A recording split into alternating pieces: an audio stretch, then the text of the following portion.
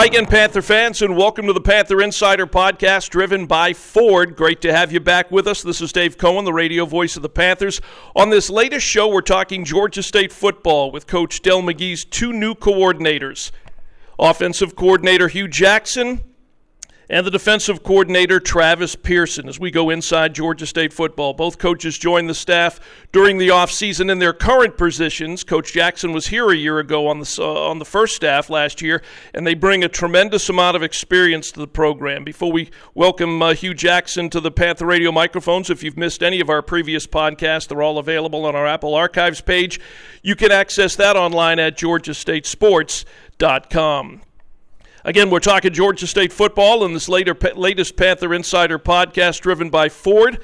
We will get to Coach Pearson in segment 2, but pleased right now here in segment 1 to welcome Hugh Jackson. First year as the offensive coordinator, was on Coach McGee's staff a year ago. Coach, great to have you here at Georgia State. Thanks for joining me on the Panther Insider podcast. And real exciting times here at Georgia State. As Coach McGee came in last year, it was a rushed situation with the way that the coaching situation transpired. A little bit different this year around, and having you on staff and having Coach Pearson on staff, when I say a sense of calmness, there's a little bit of a sense of calmness as opposed to what it was a year ago. Oh, absolutely. I think, when you think of everything that Coach McGee went through, getting here when the spring had already started, not really knowing your team, bringing coaches, trying to, understand the environment, then trying to understand your team, and spring ball's going on. That was a tough deal for anybody. And I commend Coach McGee for what he was able to do. One, to get a quality staff to come with him, and then 2, to put a really good product on the field. So you were here last year. Talk a little bit about your role a year ago, your journey to Georgia State. And you've got a lot of stops in your coaching. You've kept that U-Haul parked on the side yard, I'm sure, for many, many years, but you bring a lot of experience to the staff. But you joined the staff last year, and during the offseason, the change was made. All of a sudden, you're the offensive coordinator, which is a job that you're very familiar with. Oh, absolutely, and I'm very thankful and grateful for the opportunity. A year ago, I was the assistant general manager to Joe Wyndon. Got to really learn what Coach really wanted, 1, from the recruiting process, 2, from understanding how he's trying to build the team, 3, from how he wants his offense to flow, because everything we do is through his eyes, his vision. And then just understanding the players, being around them, and understanding what type of players fit into Coach's system. I think all that's very important. How has fall camp gone this year as we get ready for the 16th season of Georgia State football? It's gone, as well as it could go. I think Coach conducted a very physical, demanding camp. I think the guys rose to the challenge. We by no imagination a finished product yet, but I think the guys are working hard and trying to do everything we ask them to do, and I think every day we're taking steps to where we need to be. You played at Glendale Community College. You transferred to Pacific. Now, this is you and I both some years ago. The world of college football, the world of college athletics is so different today than what you played in during your playing days. Oh, absolutely. There's this thing called NIL now, name, image, and likeness, that has totally changed the space, and I get it and understand it. And I think, again, here, Coach is doing everything he can to really improve the football team in every area. But we all know it takes dollars to do that. It takes branding. It takes people that want to sponsor and help out to move the program forward. And hopefully there'll be more people that get behind the program this year after they see that he's really building a first-class program. You come to Georgia State a year ago after being your 2 previous stops were Louisiana and Nashville. You've been the offensive coordinator at Tennessee State, head coach at Grambling State. How much did you know about Georgia State University football prior to arriving a year ago? Not a lot, but a little, because, again, it's a fairly new program itself. So I know they've been in bowl games, upset some really good football teams, been some very talented players here, and then there was a very talented coach that came here now, Coach McGee. So, you do your homework, you understand it more, and you see, boy, there's been a lot of talent here, a lot of players that have gone through the doors, a lot of really good coaches who've been successful that's been in the program. Now it's about, Coach McGee really turning it and making it to what his vision is and what he wants his program to be. And any time you do that, coupled with the fact, as you mentioned, now that we live in the NIL world and there's more than 70 new players that are here today that were not on the roster a year ago, that process is a little different with regards to, like in your case, as you take over moving into the offensive coordinator's role. With all these new faces, it takes a little time for everybody to get to know one another and know what their tendencies are and learn to play with one another. And that's that famous old sports word, chemistry. Absolutely. And I think the teams who figure that out the quickest are going to be the ones who do the best because there's a process to it. But at the end of the day, you got to bond and connect with each other as fast as you can. And I think Coach does as good a job as anybody I've ever seen because our players really get a chance to connect that way away from football where there's really good talks had. And I think it's really important to do that because you find out a person's why. Why are they really doing this, or why did they leave a school and go to another school, or why they want to be here? And I think it's important to understand everybody's journey as you can then look at them and understand what they're trying to accomplish. And then you can, put all these pieces together to make it work. I think it's safe to say you're a football lifer. Tell Panther fans a little bit about your background, where you're from, where you grew up, and why football for you? Well, I'm from Los Angeles, California. I've been, since I was a young boy, I've always been in a leadership role. I've always been thrust into the front of the line. And it's been because of my work ethic, and that came from my mom, being very transparent about that. She was very stern and strict with me, and football became my love. I played it in high school and won championships, and so you find your value in those wins. And then it became coaching because I wasn't a good enough player to ascend to the National Football League. And I started off in college, and Cal State Fullerton, and then my career just started, and University of Pacific to Cal State Fullerton to Cal Berkeley to USC, Arizona State. It went on and on and on, and next thing you know, I was in the National Football League, and then became an NFL head coach and offensive coordinator and offensive coach of the year, and then all of a sudden you go to a team and it doesn't work out as well, then boom, it blows up again, But I've always been seen as a fighter. Somebody who doesn't back down from a challenge, and I like challenges. That's the fun part about life, things that are just given and easy. That's probably not the right thing for me. I like them hard and tough because I'm able to see through it and hopefully leave a place better than what I found it. I think these numbers are correct for your time at Pacific as quarterback. Passed for over 3,400 yards, 19 touchdowns in just 2 seasons. Tell Panther fans what kind of a player you were. You just said you were a leader, but obviously you could sling that football around. Oh, I could sling it around. I ran with it. I was a wishbone quarterback, so I ran with the football quite a bit. Our claim to fame was beating the University of Minnesota in Minnesota. Ricky Foggy was a quarterback. I never forget him. Maybe people don't remember him, but he was a tremendous player, and we beat them there. So I've had my time, and I had a great time doing it, and I wouldn't change it for anything in the world. It's probably not a kid playing college football today, and I say that in quotations, that doesn't think they're going to play at the next level. Did you think you were going to play at the next level? And when you found out that maybe you weren't, was coaching option 1, 2, and 3 for you? I found out very quickly that I didn't measure up to playing that quarterback position. I was not Lamar Jackson or anybody like that. I was Hugh Jackson. So at the end, football was not my first choice. I thought I was going to be an FBI agent. And I'll never forget my head coach, Bob Cope, one day said, "Hey, look, I think you're going to be a fine coach. Come over here and be the only graduate assistant on the staff, work both fields." I remember doing that like it was yesterday and substitute teaching, and that's how my career started. Pacific, Cal State Fullerton, is it safe to say your first taste of professional football, if I have this correct, the World League with the London Monarchs? That was a life-changing journey, I'm sure. No, it was. Living in England, playing in Wembley Stadium, coaching NFL players, that was fantastic. It was a great time, learning a whole different culture, a whole different environment, but winning a World Championship, that's what made it fun. Any experience or two about the culture shift of living in another country that you grasped upon landing there, early on? Oh, absolutely. The food was way different. And just the time change, we dealt with it. And when we traveled, sometime we would come to the States and stay for 3 weeks, and then you go back. And boy, the sleep patterns were way off. But again, it was all worth it. It was with a great organization, the London Monarchs, with some great players and a great staff, and we were able to win the championship.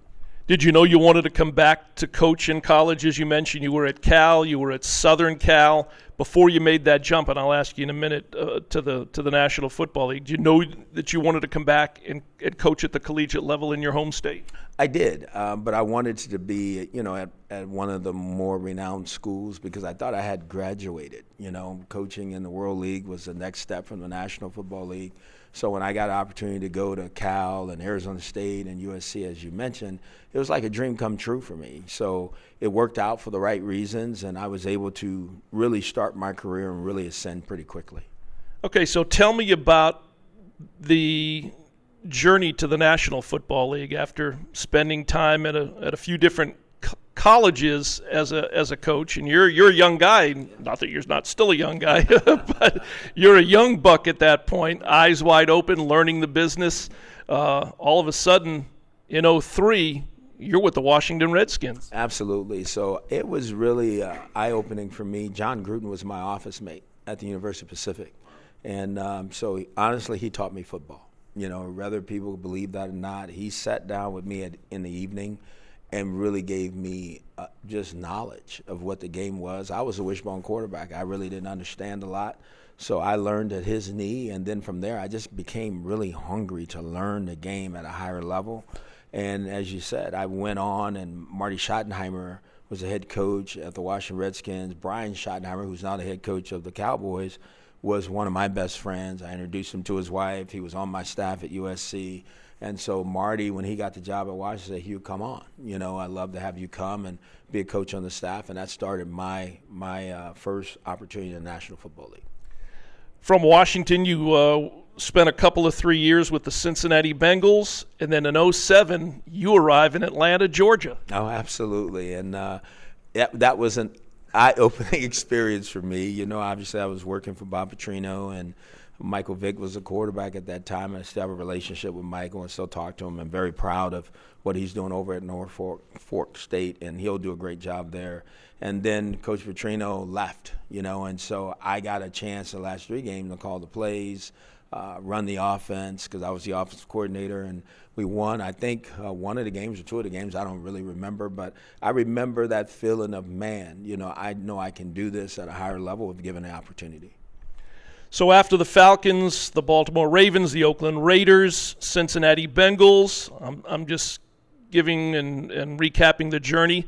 In 2016, head coach of the Cleveland Browns. Talk about that experience, the time and the effort and the all those practices and all those road trips and everything that you'd put in, even going back to your college days as a grad assistant and as a coach. All of a sudden, you're the head coach in the National Football League. And that was my second time. And that doesn't happen very often where you get a second opportunity. I was the head coach of the Raiders.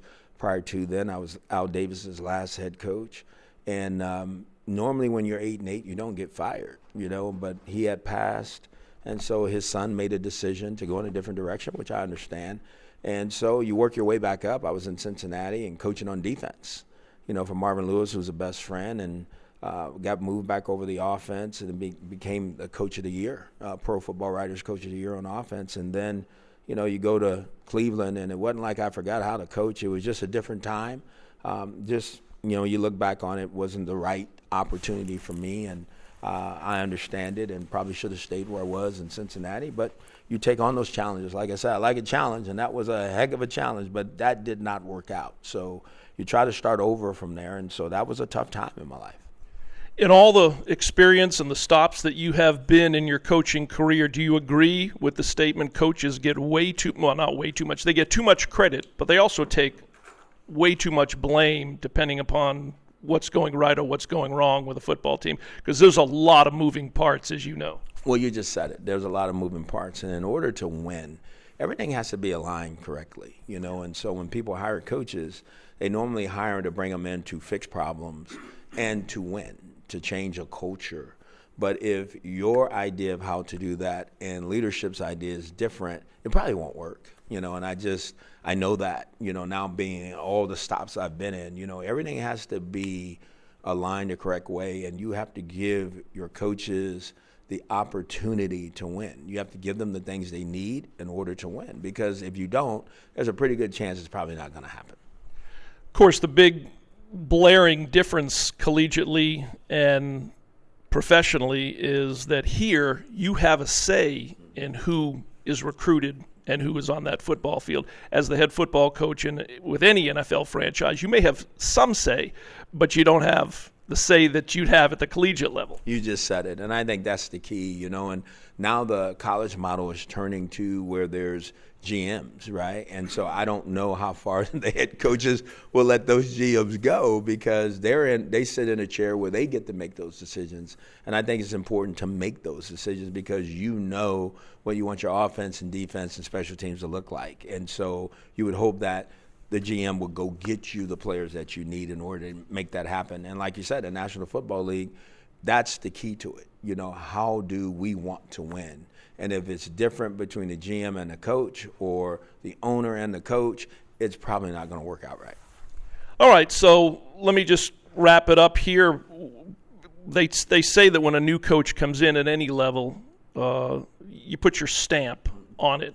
So from your position a year ago as the assistant general manager to Joe to assuming offensive coordinator, tell me in a brief description the Hugh Jackson stamp on this Georgia State offense this year. Well, what I want us to be is a dynamic group. I want to, pick up the reins from where Coach Chaney left it, and through Coach McGee's vision is to reinvigorate an offense that has talent, athleticism, and ability, and make it the group that I think Coach McGee wants, which is a rough, tough, physical, come after you, go kind of take what we want. And I don't know that we're there yet, but I know we're working at it every day. And eventually, I believe we'll be that kind of offense. Coach, it's been great in 15 minutes getting a chance to recoup your entire career here in the first segment of the podcast. Great having you here at Georgia State, and appreciate it and looking forward to experiencing the season with you and the staff. Thank you very much. All right, that's Georgia State's offensive coordinator, Hugh Jackson. Second year on the staff here, first year as the offensive coordinator. As we learn a little bit about him, his journey to Georgia State, a lot of interesting discussion there with regards to not only his experience as a player, but his journey as a coach as well. So we're talking the coordinators on this Panther Insider podcast driven by Ford. Coach Jackson joining us here in this first segment. Coming up in the second segment after this timeout, we'll go behind the scenes of the Georgia State defense with another new face on the staff, and that's defensive coordinator Travis Pearson. We're back following these words on the Panther Insider podcast from Ford and Center Park Credit Union. Wherever you go this fall, greatness starts in a Ford SUV. That's because Ford Escape, Explorer, and the spirited Bronco Sport SUVs have the power, cargo space, and smart tech you need for tailgating on game day, camping under the stars, fall festivals, romantic dinner dates, concerts, antiquing, pumpkin picking, weekend getaways, school plays. For great offers on these versatile SUVs, see your local Ford dealer today. Greatness starts here. Center Park Credit Union, the official financial sponsor of GSU football, is proud to be a part of the Georgia State community and the Panther Athletics program. Center Park provides members convenient financial services. In addition to online banking, mobile banking, and 7 Metro Atlanta branches, Center Park members have access to 5,000 co-op shared branches and 75,000 surcharge-free ATMs nationwide. To find a location near you, visit online at centerpark.org/contact, and that's park with a C. Not a member? Join today at centerpark.org. At Center Park, we help our members flourish. Ranked alongside MIT and Stanford as one of the most innovative institutions in the country, Georgia State University is leading change in higher education. Few institutions have come so far so fast. We've proven that students from all backgrounds can succeed at the same level. We're changing the way our students are learning, helping them graduate faster, and save millions on the pathway to their degrees. It's no wonder the Washington Post call us a hotbed of growth and innovation. Think you know Georgia State? Think again. And we're back on the Panther Insider Podcast, driven by Ford. We're talking the coordinators in this latest podcast as Georgia State gets ready for the 16th season of Georgia State football. Hugh Jackson in segment one, and right now pleased to welcome to the Panther Radio microphones the new defensive coordinator, and that is Travis Pearson. Coach, welcome. I've said to you a couple of times, welcome to Georgia State, but you've obviously been here now for a little while, and you've gone through the process of getting acclimated. And talk a little bit about your Georgia State experience to this point. I know it's been short. Again, I say thank you for welcoming me to Georgia State again. The experience has been great. You know, I've kind of settled in. My family's settled in, and I've kind of gotten used to the ins and outs of getting to work. That was a task by itself. But, yeah, it's been great. Everything is falling into place, and I'm glad to be here. Obviously, you're no stranger to the Sun Belt Conference, which is definitely a boon and an advantage for Coach McGee to have you on staff. Prior to Georgia State, you spent 3 seasons in the lovely little town of Troy, Alabama. Absolutely, Troy. I call it Footballville. Yeah, it was great with Coach John Summerall and Jared Parker, who came in after John left. Great experience, great town, great people, lot of ball. You know, ball is really important there around town, and it's a great place to get an education, and I really enjoyed my time there. Troy has a long history of football success going back prior to them even taking the program Division I. Absolutely. They got D2 national championships. When they went to FCS, they were perennial powers. They was in the semifinals about every year. And then when they went to FBS, they just took it to an entirely different level, beating teams like Missouri, Mississippi State, Nebraska. And, you know, that team has a ton of history and a ton of football talent that has come through there. So, and just to go over your journey to Georgia State, you were the defensive coordinator at your alma mater, Alabama State, over in Montgomery. Back in 2014, 2015, defensive coordinator at another Sun Belt school, South Alabama. So you've got a really good, when you look at football resumes, you've been at some pretty good programs prior to arriving at Georgia State. And again, as I said, you bring some really good, solid knowledge of the Sun Belt with you. Yeah, those places were great. South Alabama was awesome. You know, there was new to the football, kind of like GSU a little bit, but, you know, it's in the football belt. You know, Mobile is a football haven with plenty of high school talent. And to get that program up and running, Coach Jones, Joey Jones, did a great job. And we had some really good players. And I knew that program was going to keep climbing because of the location and the fertility of recruiting. We don't have to go through each stop, but most coaches, they'll keep the U-Haul on the side of the yard because you never know where you're going to be next. You were the head coach in Montgomery on the high school level at Jeff Davis High School. Also the head coach at Elmore County High School. You were football operations at Iowa State. But I wanted to go back to your playing years. You were a 3-year letterman at Alabama State. So not only do you bring all this coaching experience, but you're a guy who played the game at Alabama State. Yeah, great times. Played for Coach Houston Markham, the late Coach Houston Markham. Really enjoyed my time. We had some really good seasons there. In 1991, we were the national champions of the black college football. We were 11-0, and we beat the number 2 ranked team, Sanford, and we beat the number 4 ranked team, Troy, that year. So we had some really good talent and some really good teams at Alabama State, and I really enjoyed my time there. Okay, but with all that college experience, what I really wanted to ask you about was your time in the Arena Football League. I'm one of those folks that likes Arena League football, especially when you go back to the original Arena League football. Yeah, that was 1994 was my rookie year, and I'd never seen the game before. One of my former coaches at Alabama State was hired for the Tampa Bay Storm, and he called me and said, hey, you need to be in Atlanta for a tryout for the Tampa Bay Storm. And I was like, what is that? Who is that? I never heard of it. So my first day there at camp, I saw the nets, and the field was 50 yards. I'm like, what is this? I have no clue. But anyway, it ended up being great. I played 8 years and had a really successful career in there and met some really great guys, played with some really great guys, well-known guys. And I think that really helped me a bunch in the coaching field because it's a little bit like high school. You only have 8 players, so you have to adjust really quickly. So it was great. Were you with the Tampa Bay Storm the entire 8 season? No, I was with the Storm my first year, my rookie year, and then I went to Miami to the Hooters, which we then changed to the Bobcats, and I was there for 4 years, and then I spent my last 2 years in Los Angeles at a new expansion team, the LA Avengers. Like I said, I like Arena League football. I think as exciting as the National Football League is, I think the Arena League, and everything now is based on can we get a television contract. But having gone to a few Arena League football games, I think it's really a great spectator sport if you're in the arena.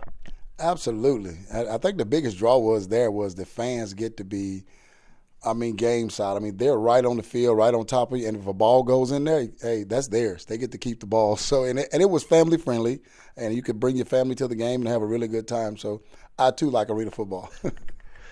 All right, well, let's talk about your journey to Georgia State. You joined Coach Del McGee's staff during the offseason. What was it about Georgia State, maybe your relationship with Coach McGee, that made this position and Georgia State football attractive to you at this time? Yeah, Coach McGee and I met 2011, if I'm not mistaken. He was the head coach at Carver Columbus, and I was a defensive coordinator at Colquitt County High School. So we played him that year, and that was my first time meeting him, and then I got to know him through the years when he was at Auburn working up there, and then I just kept up with him. We played each other again when I was at South Alabama. He was at Georgia Southern. So when he called me with the opportunity, I knew what kind of man he was. I knew what he stood for. So I told the wife, I was like, look, I think we need to look at it. We need to go to Georgia State and see if we can help him accomplish what he wants to accomplish in this career. And your wife was cool with loading the U-Haul and packing up and moving again? She's used to it. She's used to that. That's what she says. She says, I can pack a house in a day. It don't take long.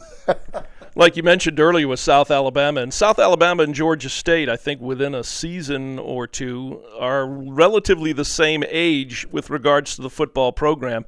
And as I said, 15 years is still pretty young. And for a guy that's been around football, you still see things. Georgia State has had some success. They, been to bowl games. They've won bowl games. But, it's different when you're only 15 years old as opposed to programs that have been playing for 85, 90, 100 years. Absolutely. That makes a huge difference.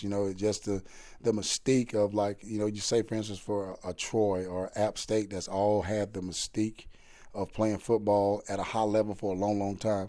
So, yeah, it's, I know Coach McGee is going to get it going in the way he wants it to go, and I'm just here to be a helpful guy and a helpful hand. Yeah, you say that, and that is true, and, the same can be said for Coach Hugh Jackson. Head coaches, and you've been a head coach at the high school ranks, and obviously you've been in a number of college programs. That level of trust and knowledge that goes on between coaches and their staff, especially offensive and defensive coordinators, I'm going to put that in quotations. That's a special relationship, and it's a special kind of trust for a head coach to put on yourself and say, Coach Jackson. Absolutely, because you're in charge of running a unit. Coach Jackson's in charge of the offensive unit, and then I am in charge of the defensive unit. So, yeah, he has to have some trust because that's the nuts and bolts of his organization. And I appreciate him having trust in us to do that, because one thing about myself, and I want to say I can speak the same for Coach Jackson, is that we're going to give him everything we got to help him be successful. Talk a little bit about the staff, the guys that coaches brought in that you helped to bring in, because those guys are working under you. So that same relationship up the ladder that you have with Coach McGee, you now have as the defensive coordinator with the guys that are working under you and on your staff. Right, yeah, the guys in that room were here when I got here, and they had to inherit me, and they've been great of buying into what I brought in and the beliefs that I have and getting across to the players. They've been great in the room. Everybody's working towards the same goal, and that's to accomplish wins. Yeah, you're right about that. The program needs wins. Every coach that comes in, they put their stamp on it. Coach McGee last year coming in put his stamp on Georgia State football from what it was under the previous staff. Similar situation when you drill down to the coordinators. With what we were doing last year, what was it? Whether it was something you wanted to change, something you wanted to alter, something that you wanted to implement that is of your belief on the defense. What were one or two or three of those things? Well, one thing I want them to know when I came in that, I'm here for you. And the next thing I want them to know is we're going to play fast and we're going to play hard and we're going to play with effort. Because if not, I'm going to have an angry face, because that's what this game is about. It's a tough game played by tough people. And you have to have energy, you have to have passion, and you have to be in the book. You have to know what's going on at your position, become a position master. And that's some of the things that I wanted them to know, and I was going to inspect what I expect. So what I tell you to do, I'm going to check it. So I want them to know we're going to be a physical brand, and we're going to be a relentless brand, and we're going to play hard for 60 minutes. The good thing is that you come into a situation like Georgia State, for example, and you've got guys on the defensive side that they embrace your arrival and they embrace a little bit of the change and the change of direction. Guys that have been here for a little while, and you and I were talking about them off air. Henry Bryant, Fuchsius Lewis, Josiah Robinson, Demaine Wilson, guys that not only are going to learn from you, but guys that you're going to lean on to be the extension of you on the field when our defense is on the field. Absolutely, and that's one thing about it. I tell them all the time, they make the coaches stop at the white line. We can't cross. If we do, it's a penalty. So when you cross the white line, you're the only one can execute the calls that we're trying to get. And Demaine and Josiah are the linebackers, and they're the mouthpiece along with Juice and DeIcy. They got to be vocal. So I meet with those guys and let them know, hey, let's make sure you and I are on the same page. You see exactly what I see, and that way we can clearly communicate what we want done on the field. So, yes, they are important cogs. Some guys are vocal, some guys are not, whether they're a leader or not. You like guys that are a little bit more vocal, getting your message across, obviously? Yes, I tell the guys all the time. Some guys look at leading as yelling. Some look at it as just doing. I tell them you got to lead by your life. How you live your life is leadership. And when you're on there in those two positions, at backer and safety, you got to be vocal whether you want to or not. It's mandatory because you have to be the guy, the mouthpiece. You have to be the head coach on the field. So they understand it, and they've done a great job of communicating so far. Transfer portal obviously has changed the way coaches build a roster. Who are some of the guys that you guys brought in this year that you're looking forward to seeing on the field in this, the first month of the season? Guys that we call impact players. Yeah, one for sure I'm looking forward to is Jabril, a young man we got out of Pennsylvania. And he's come in and he's done some really good Rose Nelson is his last name. He's done some really good things out there, showing some toughness, showing some physicality, playing. And Tyler Scott's another one that's coming along that I'm anxious to see how he's going to finish up camp and keep coming along and learning. So those are two that I'm really looking forward to see that we brought in right there. Do you like the portal now that you're dealing with it from a coaching standpoint? I like it when it feeds me good people. I don't like it when it take mine. But that's the beast we're dealing with in this day and age of football. You got to understand that now it's free agency. The young man have a good season, and somebody's looking, with all the cameras and all the PFF and the websites, somebody's going to see him. And so you have to be prepared to replace him. Hopefully you can get a same caliber guy, if not better, and that's the disadvantage and advantages of the portal.